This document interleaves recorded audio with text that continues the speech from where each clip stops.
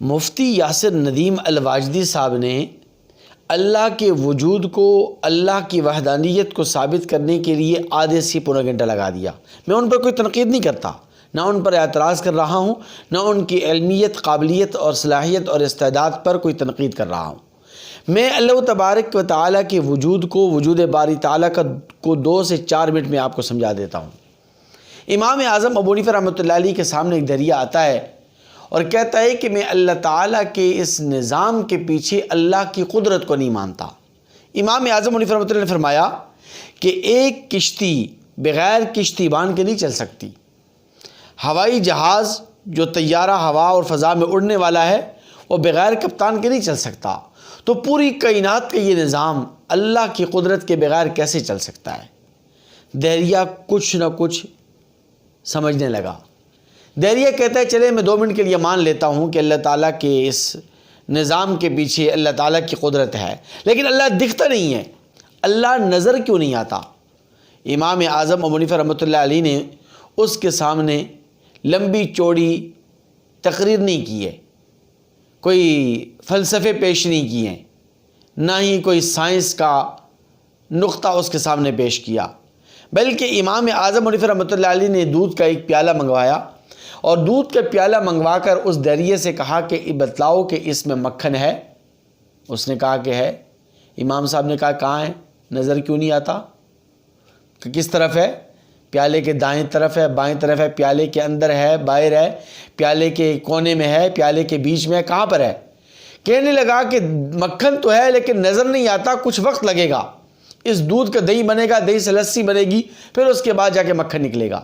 امام اعظم ابو حنیفہ رحمۃ اللہ علیہ نے فرمایا کہ ہم بھی یہی کہتے ہیں کہ اللہ ہے، دکھتا نہیں ہے، اور وہ اس لیے نہیں دکھتا کہ اللہ تبارک و تعالی جسے معرفت عطا فرمائیں، اپنی معرفت، اپنی پہچان جسے عطا فرمائیں، اللہ انہیں نظر آ جاتا ہے۔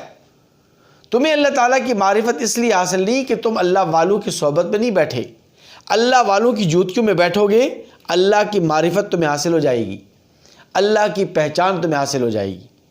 دہریہ کہنے لگا چلیں ٹھیک ہے، میں آپ کی یہ بات بھی مان لیتا ہوں، لیکن آپ لوگ یہ کہتے ہو، آپ مسلمان یہ کہتے ہو کہ اللہ ہر طرف ہے، اللہ دائیں بھی ہے، بائیں بھی ہے، آگے بھی ہے، پیچھے بھی ہے، تو یہ کیسے ہو سکتا ہے؟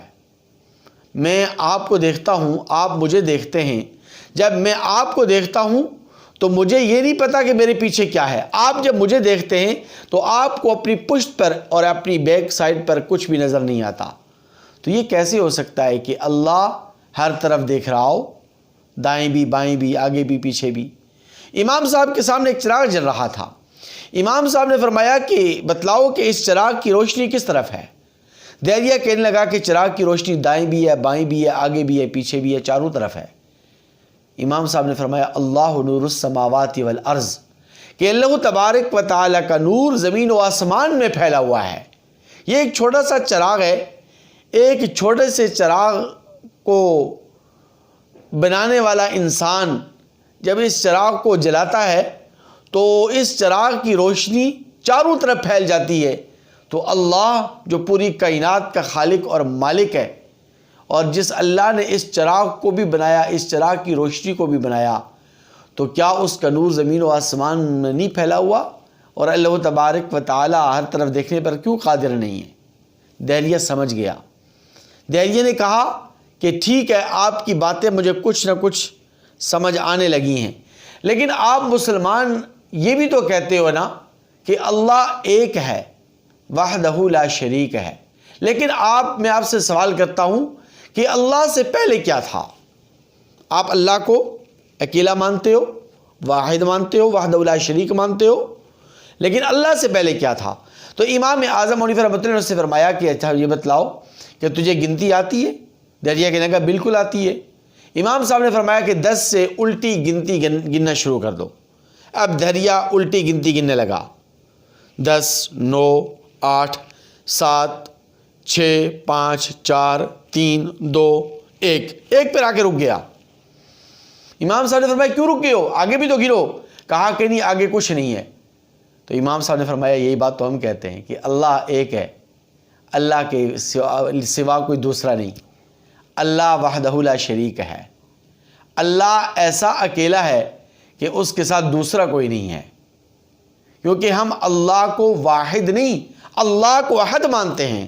قل هو اللہ احد اللہ الصمد لم یلد ولم یولد ولم یکن لہ کفوا احد۔